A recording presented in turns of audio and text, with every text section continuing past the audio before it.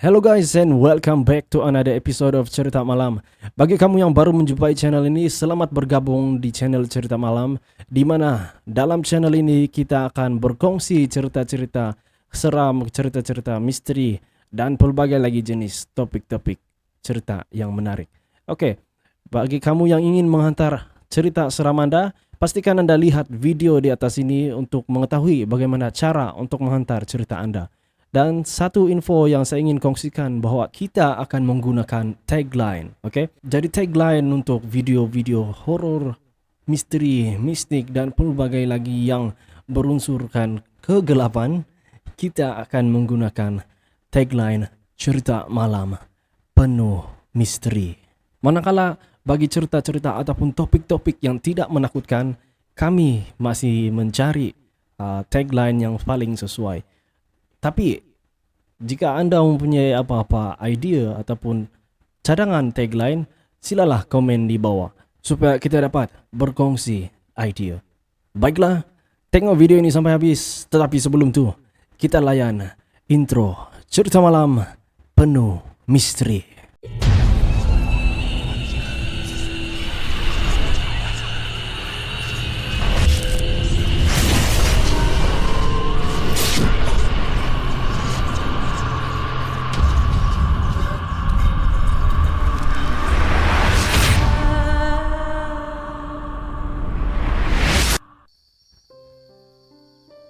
Pada suatu malam yang kelam, Azlan terpaksa tinggal di rumah neneknya yang terletak di sebuah kampung yang agak sunyi. Rumah neneknya itu sudah tua. Dindingnya diperbuat daripada kayu dan bumbungnya seringkali berkeriut apabila angin bertiup. Lampu di rumah nenek tidaklah begitu terang, hanya berlampukan pelita minyak tanah yang memberi suasana suram dan misteri. Malam itu, Azlan terjaga dari tidur. Jam di dinding menunjukkan pukul 2:30 pagi. Hawa dingin mula meresap masuk melalui tingkap kayu yang sedikit terbuka. Suara cengkerik kedengaran kuat, namun suasana menjadi lebih sunyi daripada yang biasa. Di luar, bulan mengembang penuh dan sinarnya yang redup menembusi ke dalam bilik Azlan melalui celah-celah dinding. Azlan berasa tidak selesa, seolah-olah ada mata yang sedang memerhatikan dia. Dia cuba tidur kembali, tetapi hatinya semakin gundah. Tiba-tiba, dia terdengar bunyi ketukan yang lembut di luar biliknya. Tak, tak, tak. Bunyi itu berulang beberapa kali. Dia memandang ke pintu biliknya, namun tiada apa-apa yang pelik. Dia cuba menenangkan dirinya, mungkin neneknya yang terjaga untuk pergi ke dapur. Tetapi perasaan seram mula merayap di dalam jiwanya. Bunyi ketukan itu semakin jelas dan semakin kuat. Tok, tok, tok. Azlan beranikan diri untuk membuka pintu biliknya perlahan-lahan. Di luar bilik, hanya kegelapan yang menyelubungi. Ruang tamu yang sebelum ini tenang, kini terasa asing.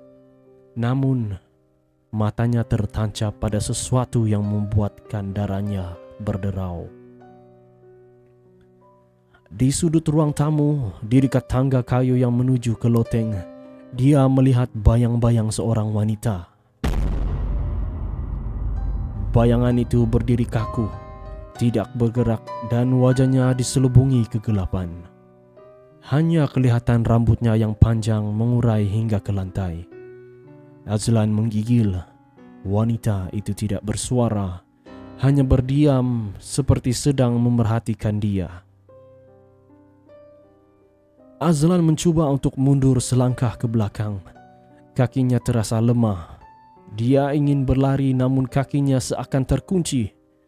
Pada saat itu, suara neneknya yang serak memecah kesunyian. Azlan, kau buat apa kat situ? Nenek muncul dari bilik sebelah, memandangnya dengan wajah yang bingung. Tetapi sesuatu yang lebih menakutkan berlaku. Wanita yang berdiri di sudut itu mulai bergerak. Tubuhnya melayang perlahan-lahan ke arah nenek Azlan. Wanita itu semakin hampir dan seolah-olah tidak berpijak di tanah. Azlan terkaku, Nafasnya tersekat-sekat. "Nenek! Nenek!" jeritnya dengan panik. Tetapi neneknya tidak menyadari kehadiran wanita itu. Seolah-olah wanita itu hanya boleh dilihat oleh Azlan sendiri. Azlan memandang neneknya yang kini sedang berjalan menuju ke dapur. Wanita itu mengekorinya dengan tenang dan tiba-tiba hilang dalam bayangan. Azlan berlari ke arah neneknya, coba memberitahu tentang apa yang dia lihat. "Nenek, tadi ada perempuan yang berdiri dekat tangga. Dia ikut nenek sampai ke dapur." Neneknya hanya ketawa kecil. Jangan mengarut, Azlan. Mungkin kau bermimpi. Pergi tidur balik. Dah lewat malam, Dani. Azlan masih ketakutan, tetapi dia tidak mahu berlama-lama di luar bilik. Dia masuk semula ke dalam bilik dan mengunci pintu rapat-rapat. Namun, matanya langsung tidak dapat lelap. Setiap bunyi kecil di luar bilik membuatkan dia tersentak. Dan apabila hampir pukul 4 pagi, Azlan terdengar bunyi sesuatu di luar tingkap biliknya. Bunyi itu seakan bunyi tapak kaki di atas daun-daun kering. Hatinya semakin cemas. Dia coba mengintai melalui celah tingkap. Dan alangkah terkejutnya dia apabila melihat sosok wanita yang sama berdiri di luar, tepat menghadap di tingkap biliknya. Wajahnya kini jelas kelihatan. Wanita itu berkulit pucat, matanya hitam legam tanpa bola mata, dan mulutnya mengukir senyuman yang menyeramkan. Wanita itu mulai mengangkat tangannya, mengetuk cermin tingkap dengan lembut. Tak, tak, tak. Azlan menjerit ketakutan, berlari ke arah pintu bilik dan coba untuk membukanya, tetapi tangannya menggigil. Pintu itu terasa seperti terkunci sendiri. Suara ketukan di tingkap semakin kuat, dan dia dapat mendengar wanita itu berbisik namanya. "Azlan, Azlan." Dengan sisa-sisa keberanian yang ada, Azlan terus memanggil neneknya, berharap agar neneknya datang menyelamatkannya. Tetapi tiada jawaban. Dia tersandar di pintu bilik, menutup telinganya, berharap semua ini hanyalah mimpi yang buruk. Tiba-tiba, pintu bilik terbuka dengan sendirinya. Di depan pintu berdiri nenek Azlan. Kenapa menjerit, Jo? Nenek ada di sini. Jangan risau. Namun, sebelum Azlan sempat merasakan kelegaan, dia melihat sesuatu yang sangat mengerikan. Wajah neneknya berubah. Kulitnya menjadi pucat dan senyuman mengerikan sama seperti wanita di luar tadi terbentuk di bibir neneknya. Azlan menjerit sekuat hati dan segalanya menjadi gelap. Keesokan paginya, jiran-jiran menemui Azlan terbaring pingsan di lantai biliknya. Sebenarnya, nenek Azlan sudah lama meninggal dunia.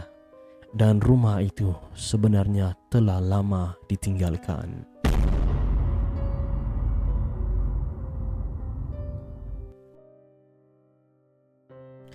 Oke guys, itu dia cerita kita pada malam ini. Semoga Anda terhibur dengan cerita itu. Oke, jadi terima kasih kepada kamu yang sudah bergabung di channel Cerita Malam. Dan jika kamu menyukai cerita-cerita sebegini, jangan lupa tekan button like, subscribe, dan juga tekan button notification supaya kamu tidak akan ketinggalan cerita-cerita seram ataupun cerita-cerita yang menarik di akan datang. Oke, dan bagi kamu yang sudah bergabung dengan channel Cerita Malam sejak awal, terima kasih banyak sebab sudah subscribe channel ini. Baiklah, kita berjumpa lagi di episode yang akan datang di Cerita Malam.